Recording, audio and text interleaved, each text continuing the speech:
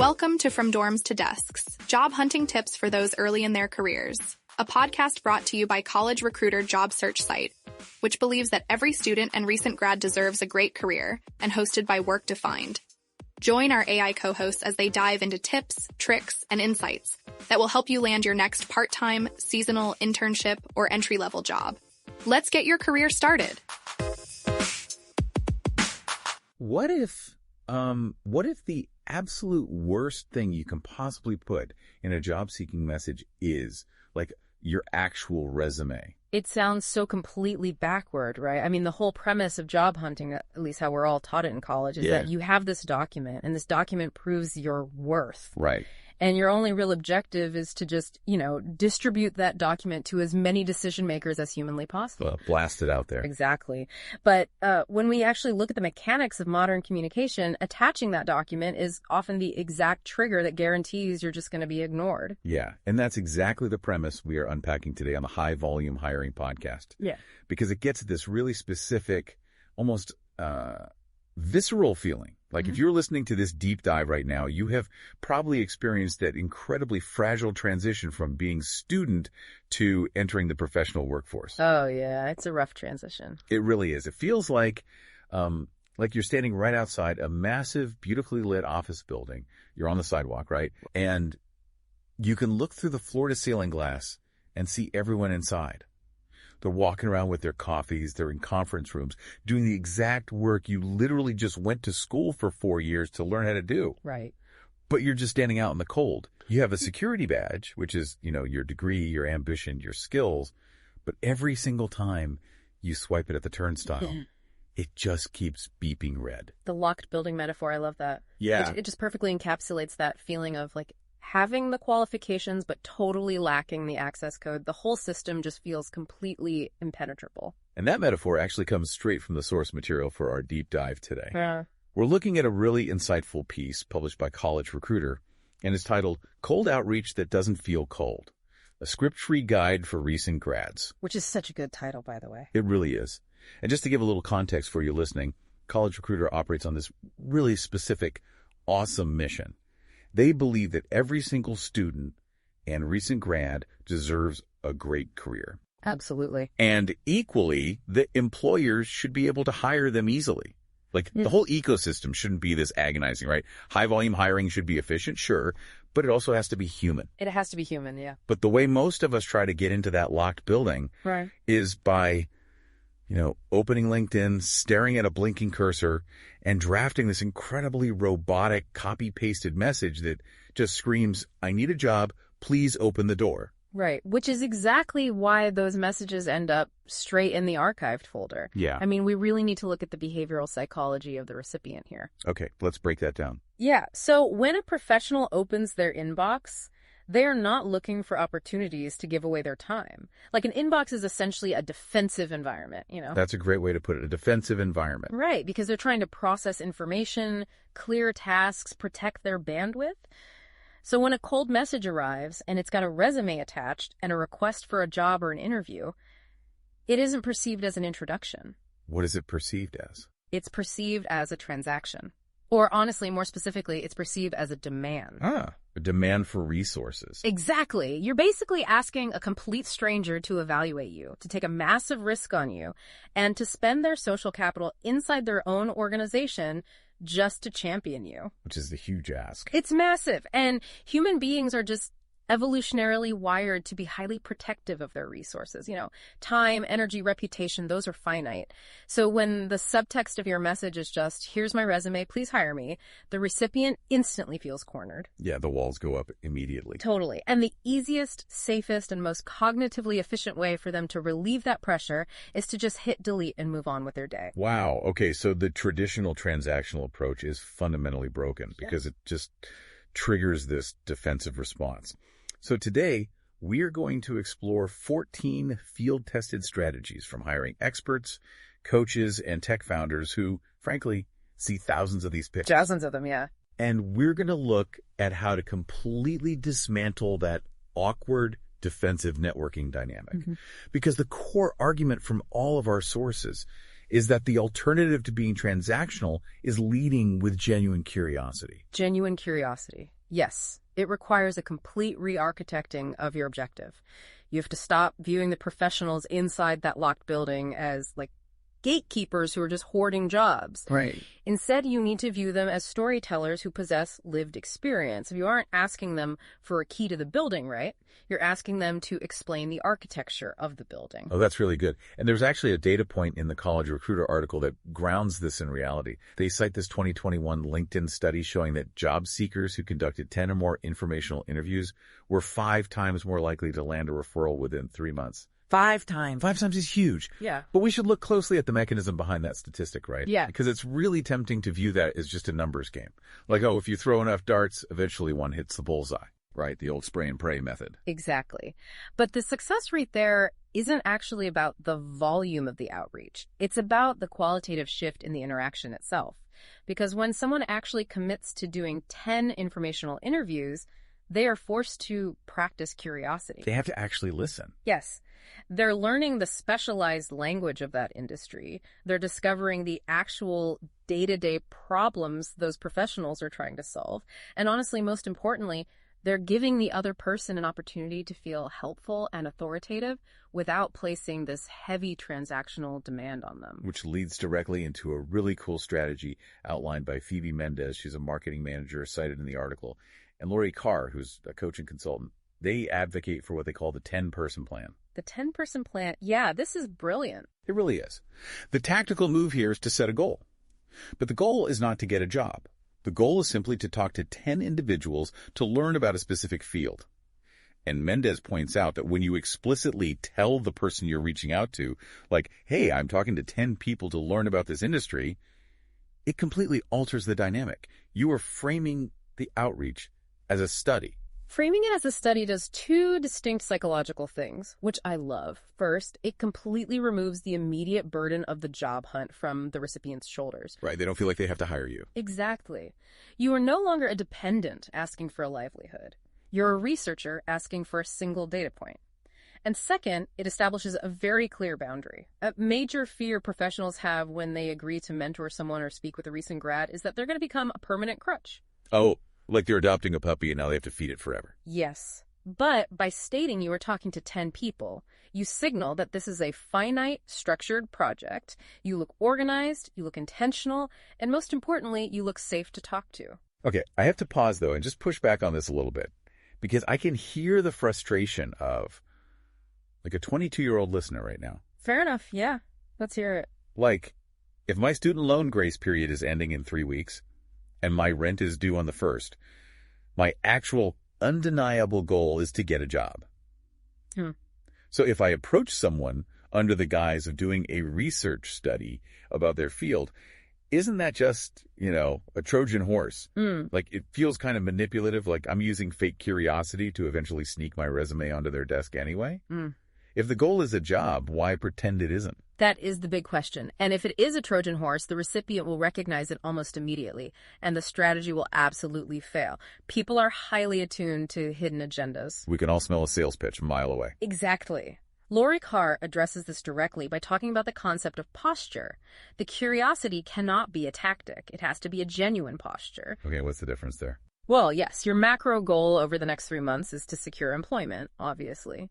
But your micro goal for the 15 minutes you spend with this specific person must be genuinely oriented around learning. But how do you compartmentalize those 2 things, though? Like, how do you turn off the sheer panic of needing a job long enough to actually care about their career story? By recognizing that you cannot actually do the job effectively without the context they possess. Oh. Right? If you view the job hunt as merely acquiring a title and a paycheck, then yes, asking about their career path just feels like a frustrating detour. You're just waiting for your turn to ask for the job. Yeah, you're just nodding along impatiently. But if you view the job hunt as trying to figure out where you actually fit into this massive, complex economic machine, then their experience is critical data. I mean, if you ask a senior analyst what they actually do all day and they tell you, well, I spend 80% of my time cleaning up messy Excel sheets rather than doing high-level forecasting. That's incredibly valuable intel. Exactly. You are investigating the landscape. And when a professional feels that you are genuinely absorbing their experience to make your own decisions, they lean in. It is incredibly flattering to be treated as a subject matter expert rather than just, a rung on a ladder. Okay, so the posture of curiosity isn't just a trick to get them to like you.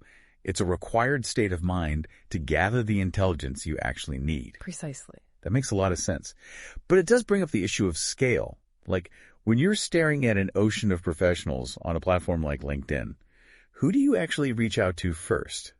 Even with a posture of curiosity, strangers still have their guard up. They do. But the sources we're looking at, they unanimously point to one specific group that helps bypass that initial skepticism, and that is the alumni network. The alumni network, yes. Cassidy Blair, who's a licensed clinical psychologist and CEO featured in the piece, she calls this the alma mater bridge. The alma mater bridge. Yeah, and it's a foundational concept in cold outreach because it relies entirely on the psychology of in-group markers.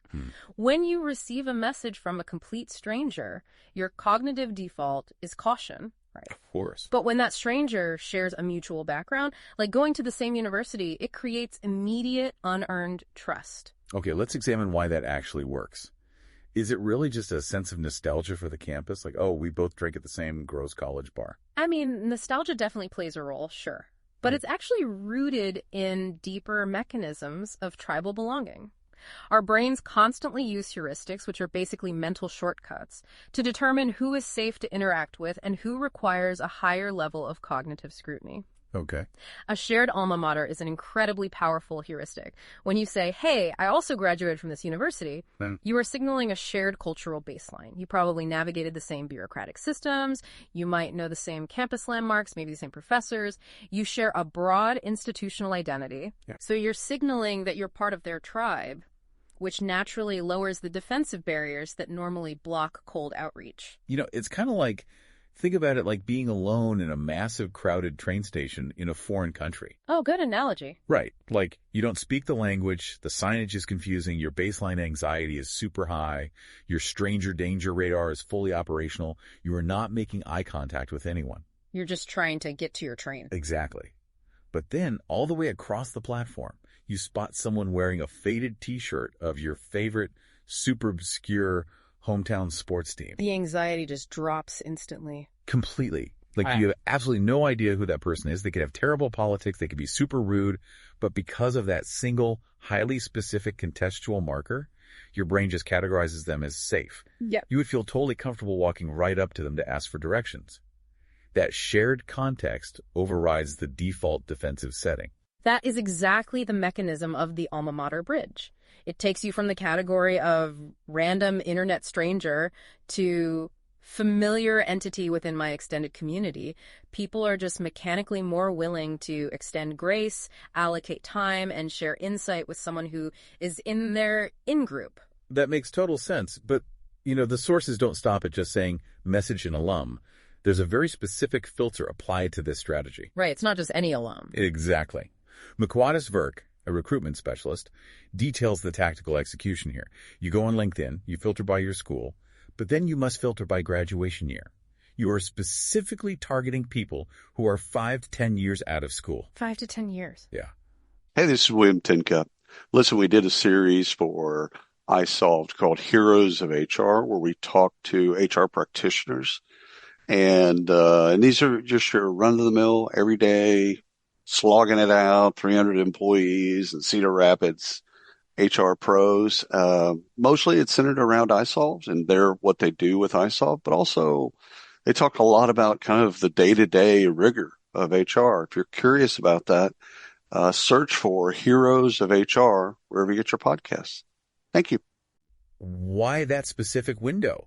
Like, why not target the person who graduated last year or, the big shot CEO who graduated 30 years ago? Well, it's an optimization of accessibility and capital. If you reach out to someone who just graduated 1 year ago, they're likely still trying to figure out the landscape themselves. They're probably still lost in the train station, too. Exactly.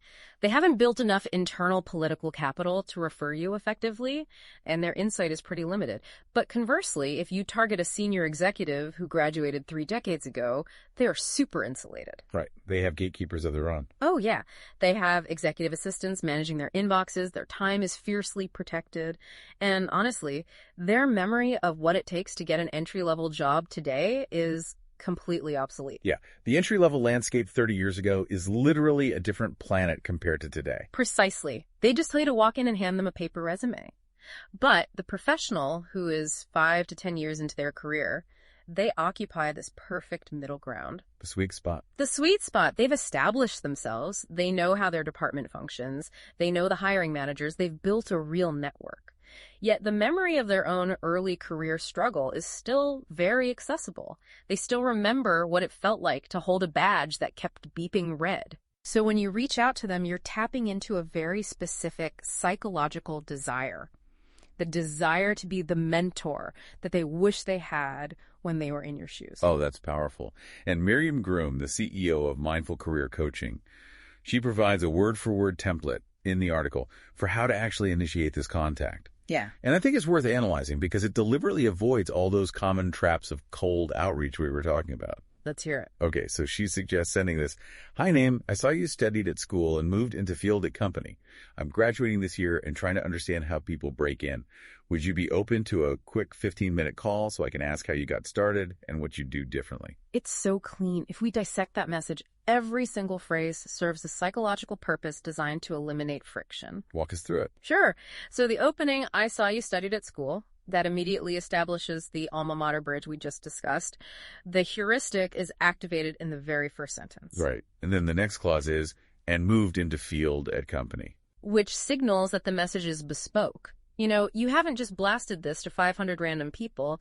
You have done the minimum viable research to understand their specific trajectory. Yeah. Caroline Frissonnet, another expert cited in the piece, she heavily emphasizes this point. You must provide the recipient with a really clear reason why you chose them, rather than literally anyone else. Identifying their specific field and company validates that choice. Makes total sense. And then we have the posture of curiosity. I'm graduating this year and trying to understand how people break in. Notice what's absent there. Right? Yeah, there's no mention of seeking opportunities or exploring synergies or any of that jargon. Exactly. It is a simple, factual statement of your current status and your objective, which is just to understand the mechanics of the industry. And then they ask, would you be open to a quick 15-minute call so I could ask how you got started and what you do differently? This is the most crucial part. By specifying a quick 15-minute call, you are defining a strict boundary. You're respecting their time and making the commitment incredibly low risk. All right, anyone can spare 15 minutes. And more importantly, by asking how you got started and what you do differently, you are casting them as the expert. You're asking them to reflect on their own narrative. And honestly, people generally enjoy discussing their own experiences. Everybody loves talking about themselves. They do, especially when it's framed as imparting wisdom. Groom highlights that this template contains 0 corporate buzzwords and 0 demands for employment.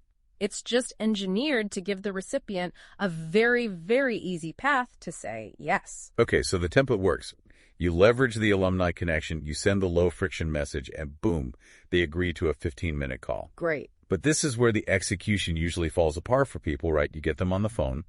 How do you handle those 15 minutes without it devolving into that hidden job pitch we talked about earlier? Because, I mean, if you spend 14 minutes politely nodding while they talk, and then at minute 15 you slide in, so anyway, is your team hiring?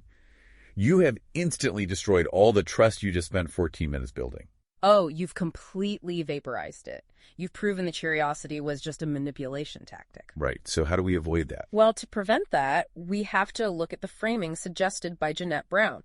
She's a relationship and leadership coach who works extensively with early career professionals, and her strategy involves a complete semantic shift. Okay. She advises graduates to stop using the term informational interview entirely, just drop it, and to absolutely permanently banish the phrase, pick your brain. Oh my gosh, yes. The phrase pick your brain needs to be retired. It sounds so invasive. It really does. It just conjures this image of like a zombie coming to extract your hard-earned knowledge without offering anything in return. That's exactly it. It implies extraction rather than exchange.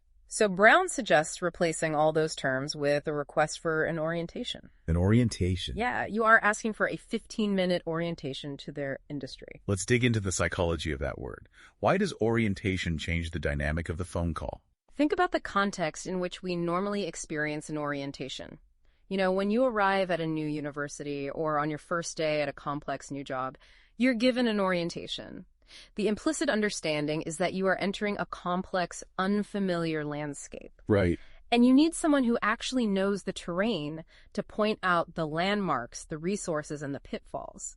When you ask a professional for an orientation, you are casting them in a highly specific role. They are no longer a gatekeeper whose job is to evaluate whether you are worthy of being hired. They are a guide. A guide. I really like that distinction. Because a gatekeeper's job is to keep people out. A guide's job is to help people navigate. Exactly. And when they internalize that role of the guide, the pressure of the conversation just evaporates. They know you aren't going to ask them for a job at minute 15 because a guide doesn't give you a job. A guide gives you a map. That is such a crucial mindset shift. It is. And Aditya Nagpal, another founder referenced in the College Recruiter article, he supports this entirely. He observes that from the graduate's perspective, this framing builds confidence because it provides a clear structure for the conversation. You know what you're asking. Right. But from the professional's perspective, it feels like an act of mentorship. It feels generative. They are actively contributing to someone's foundational understanding of the field rather than just processing another solicitation. Okay, so you spend those 15 minutes asking orientation questions. You ask things like, what does a typical Tuesday actually look like for you? Or what software tools do you use every day that they never taught us in school? Or, what is the biggest misconception outsiders have about this specific role? Those are fantastic questions. Right. You're gathering intelligence. Yeah. I have to ask the logistical question here. 15 minutes is incredibly short. It is enough time for a really pleasant, insightful chat. But if you adhere strictly to this rule of literally never asking for a job, how does an orientation actually lead to employment? Like, how does a conversation about their past result in a paycheck for you? This is where we have to examine the natural progression of social capital, which the experts in the article map out really clearly. Jeanette Brown notes that when an orientation call is executed, well-meaning you asked insightful questions, you actually listened without interrupting, and you rigorously respected the 15-minute time limit, the conversation almost invariably ends with the professional offering a connection. Oh, really? Yeah. They will say something like, based on what you are interested in, you really need to speak to my colleague over in the product marketing department. The ripple effect. Your network starts expanding horizontally. Yes. Because real, resilient networks do not grow through cold outreach alone. They grow through trusted internal referrals. If you impress this initial contact with your preparation and your respect for their time, they are organically motivated to introduce you to their peers. Because it makes them look good, too. Exactly. It reflects really well on them to bring a sharp, curious young professional into their network's orbit. Furthermore, Miriam Groom observes that once that baseline of trust is established, the professional will often volunteer the next step without you ever having to ask. Wow. They might just say, hey, send me your resume and I'll review it, or let me forward your LinkedIn profile to the hiring manager on my team. By not acting desperate, you create this vacuum that they naturally want to fill. It's almost like relationship judo. It is. Like by actively resisting the urge to push for a job, you pull the opportunity toward you. You engineer an environment where the other person feels absolutely compelled to help you. And if we tie this back to the core mission of College Recruiter, that employers actively want to hire great candidates easily, this makes perfect sense from the hiring side as well. It really does. Because hiring managers are fatigued, right? They're staring at hundreds of identical resumes from people they know nothing about. When a trusted colleague sends them an email saying, hey, I just had a 15-minute orientation chat with this recent grad, they ask brilliant questions and really understand the market constraints. You should talk to them. That hiring manager is relieved. So relieved. You haven't just found a back door into the company. You have actually solved the problem for the hiring manager. Yes. You have bypassed the massive, noisy, and highly randomized machinery of the applicant tracking system, and you've entered the organization through the mechanism of human validation. That is so cool. Okay, so up to this point in our deep dive, the strategies we have discussed have been deeply relational, right? Find the alumni bridge, ask for an orientation, treat them like a guide, and build trust over a 15-minute call. And that is highly effective for peers, mid-level managers, and people 5 to 10 years out. Absolutely. But the source material takes a very sharp, very disruptive turn when it addresses a different tier of networking. It does. Like, what happens when you need to reach out to a senior executive or a lead engineer or a tech founder? These are people who receive literally hundreds of let's grab a coffee or can you orient me requests every single week. The warm relational approach suddenly becomes a liability. It really does. And the sources present a fascinating philosophical contrast here because while the career coaches we just talked about strongly advocate for the 15-minute orientation, we get a completely divergent perspective from Mohammed Haqqani. He's the founder of Sicario AI Job Search. Okay. And Haqqani views the standard 15-minute informational interview through the lens of system efficiency, and he calls it a latency-inducing request. Latency-inducing request is the most tech-founder way imaginable to describe a conversation. It is so technical, but his underlying behavioral critique is actually profound. Let's hear it. Haqqani argues that to a senior leader or a really busy executive, these generic requests for an orientation or a chat, they signal low value and create system noise. His reasoning is that when you ask an executive for general advice or ask them to share their career story, you are actually transferring a massive cognitive load onto them. Wait. How is asking someone to talk about themselves placing a load on them? I thought we literally just established that people like talking about themselves. They do in a relaxed social setting, but in a high-pressure professional environment, asking for general advice forces the executive to do the work of figuring out what you need. Oh. Think about it. They have to mentally sift through 20 years of experience, select a relevant anecdote, structure it into a coherent lesson, and deliver it to you, all while having absolutely no idea what your actual baseline of knowledge is. That sounds exhausting. It is. You are asking them to generate the curriculum for the meeting on the spot. For a busy executive, that is pure cognitive friction. Okay. Whether you're a payroll pro or an employee wanting to understand your paycheck better, we've got you covered. Tune into It's About Payroll for expert insights on payroll trends and compliance, or check out It's About Your Paycheck, the go-to podcast for employees looking to understand their pay and rights. 2 great shows, 2 great hosts. Listen now, brought to you by Work Defined, where payroll meets clarity. Let me try an analogy here to see if I understand the mechanics of this. Go for it. Imagine walking into the kitchen of a Michelin-starred restaurant, right in the middle of the Friday night dinner rush. You walk up to the master chef and say, "Hey, can you give me some general cooking advice?" The chef will throw you out of the kitchen. Yeah. Immediately. Right, because general advice means the chef has to stop, evaluate whether you even know how to hold a knife, figure out if you want to learn about baking or roasting, and then design a lesson on the spot. You are making them do all the work. Exactly. But imagine you walk into that exact same kitchen and say, "Chef, I notice you substitute duck fat for butter in your roux when making this specific sauce. How does that alter the stabilization at high temperatures?" Oh, the chef's reaction changes entirely. Completely, because you have just spoken their specific language. Ugh. You have demonstrated that you already understand the fundamentals of a roux. You aren't asking them to teach you how to turn on the stove. You are engaging them on a highly specific technical constraint that they care deeply about.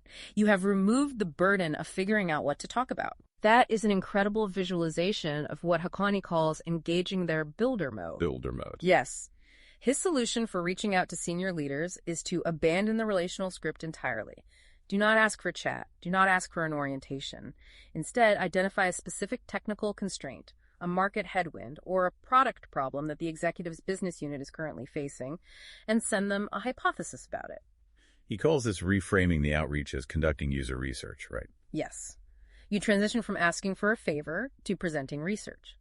If you send a cold email that concisely analyzes a recent feature release or, asks a nuanced question about how a new regulatory law impacts their supply chain, you immediately bypass the mental HR filter that automatically deletes job seekers. And the HR filter is that heuristic we talked about earlier that categorizes emails as demands for resources. Correct. You completely bypass it because you trigger a different mechanism. Peer validation. By demonstrating that you have done the pre-computation, meaning you've studied their product, analyzed their market, and formulated a coherent thought, you are signaling that you operate at their cognitive level. You are offering a signal amidst the noise. Yes. Haqqani observes that candidates who utilize this strategy often skip the traditional resume queue entirely. They provide the ultimate leading indicator of high performance, which is the ability to understand complex context and offer value before anyone even asks them to. I can absolutely see how powerful that is. But let's break down the how. Yeah, let's get practical. Because if I am a 22-year-old recent graduate with an economics degree, how on earth do I find a technical constraint or a market headwind for a company I don't even work for? How do I formulate a hypothesis without sounding incredibly arrogant, like I think I know their business better than they do? That is the critical execution risk for sure. If you come in sounding like you have the magic solution to their massive problems, you just look naive. Right. Here's how to fix your billion-dollar company from a 22-year-old. Exactly. Don't do that. The key is to frame the hypothesis as an inquiry, not a declaration. To find these constraints, you have to do forensic research. You don't just read their marketing homepage. You read their engineering blog. You look at their public GitHub commits. Oh, wow. Deep cuts. Yeah. If it's a publicly traded company, you read the transcripts of their quarterly earnings calls. Look at the Q&A section where analysts grill the CEO about declining margins in a specific sector. That is your constraint. So you find a specific problem they have publicly admitted to having. Yes. And then your hypothesis is framed as a question about their approach. So you might write something like, I was reading the recent earnings call transcript, and I noticed the discussion around supply chain bottlenecks in the European market. I am currently researching how predictive analytics can mitigate that specific routing delay. Have you found that your current models are struggling with the new customs regulations, or is the bottleneck primarily at the port level? Oh, man. That is entirely different from, here is my resume. You aren't claiming you can solve it at all. You are showing them that you are thinking about the exact same puzzle they are trying to solve. You are joining them at the whiteboard? Joining them at the whiteboard. I love that. And this perfectly sets up the most compelling anecdote in all of the source material we reviewed. It comes from Reed Taylor, who's a technology leader at Cyber Command. And in the realm of system noise and defensive barriers, Cyber Command is like the ultimate locked building. Oh, without a doubt. And Taylor's story is the perfect synthesis of this builder mode strategy. He talks explicitly about hiring engineers, and his advice is incredibly blunt. He says, do not ask for an informational interview. Do not send a resume. Instead, ask someone to review a concrete piece of your work. So show your work rather than listing your traits. Exactly. A recent graduate reached out to Taylor, but he didn't ask to hear Taylor's career story. Instead, this graduate created a 2-page network security assessment of a hypothetical company scenario. He did the actual work of an engineer. He sent that document to Taylor and asked for 15 minutes simply to walk through what his assessment got right and where his blind spots were. He didn't ask for a job? He didn't ask for a job. He didn't ask for a generic mentor. He basically said, here is how I process a complex problem. Please critique the architecture of my thinking. And Taylor agreed to the meeting. He did. Why? Because the graduate provided something tangible to react to. Taylor didn't have to generate a topic, right? The curriculum for the conversation was right there in the PDF. It proved the graduate's processing power. But here is the most fascinating part of the story to me. The graduate didn't get the assessment perfectly right. Oh, he didn't. Taylor notes that the grad actually missed a crucial element in the security architecture, which was backup redundancy. And that mistake is what makes the strategy so incredibly brilliant. Wait, how is failing a technical assessment brilliant? Doesn't that prove he isn't ready for the job? No, it proves exactly where his baseline is. Most candidates hide behind these abstract claims on a resume.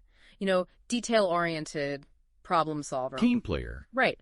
Those claims are useless to a hiring manager because they are completely untested.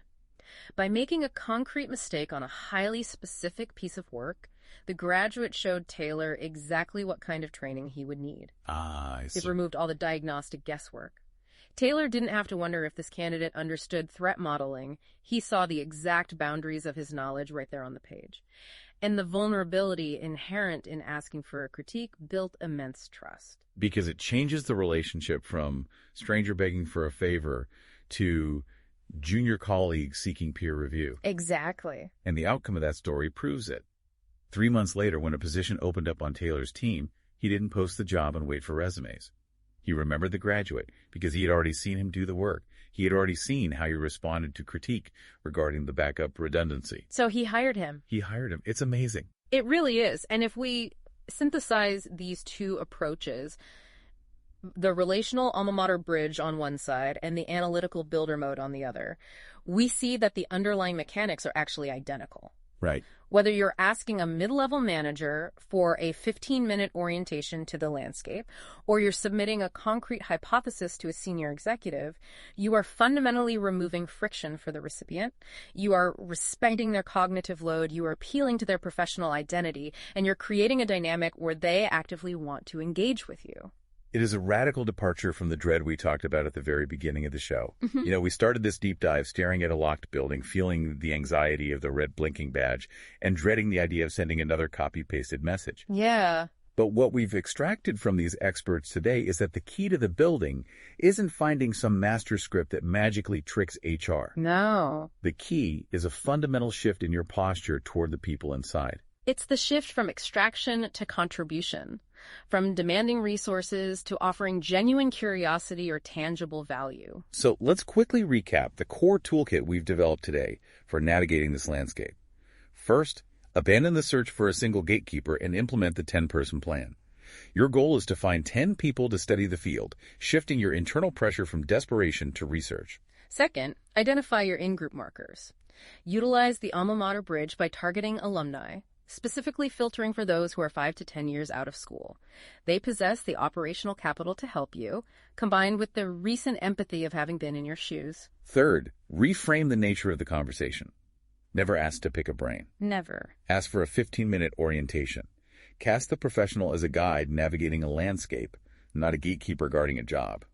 And respect that time boundary ruthlessly to trigger the ripple effect of referrals. Finally, when attempting to penetrate the noise of senior leadership, engage their builder mode. Do the forensic research to identify a specific market or technical constraint. Do the pre-computation, construct a hypothesis, and ask them to critique your concrete work. Prove your processing power before you ever ask for an interview. It entirely redefines the process of cold outreach. But as we wrap up this deep dive, I want to address you, the listener, directly. We spent this time focused on how to break into a career, how to bypass the defensive filters of recruiters, and how to connect with professionals when you are on the outside looking in. But if the core behavioral truth we've uncovered today is that transactional demands are processed as system noise, while genuine curiosity is processed as a signal. Where else in your life might this framework apply? Exactly, because the applications extend far beyond just the job hunt. Oh, absolutely. Think about your current ecosystem. Could you use this show your work strategy to find a mentor within your own company? Like, instead of asking a senior VP in another department for general career advice, what if you brought them an analysis of a workflow bottleneck you've observed and asked for their critique of your proposed solution? They would be blown away. They really would. Or, zooming out even further, what about your personal life? How often do we default to rote, transactional small talk? We ask people, what do you do? Or how are you? Without any intention of genuinely engaging with the answer. We do it all the time. It's just noise. What if we adopted the posture of the 10-person plan in our daily lives? What if we treated our acquaintances, our neighbors, or our distant colleagues not as background characters, but as storytellers with complex landscapes we want to orient ourselves to? I love that, because when you cease broadcasting your demands and begin actively investigating the terrain of the people around you, you fundamentally change how you are perceived. You stop being noise. You stop being noise. Something to carefully consider the next time you find yourself staring at a blinking cursor, drafting a message, or standing outside a locked building, wondering how to get inside. Until next time, keep diving deep. This has been From Dorms to Desks, job hunting tips for those early in their careers, a podcast brought to you by college recruiter job search site, which believes that every student and recent grad deserves a great career. Each episode, we dive into tips, tricks, and insights that will help you land your next part-time, seasonal, internship, or entry-level job. Subscribe to this podcast for free now, so you don't miss an episode, and visit www.collegerecruiter.com to find your next great job.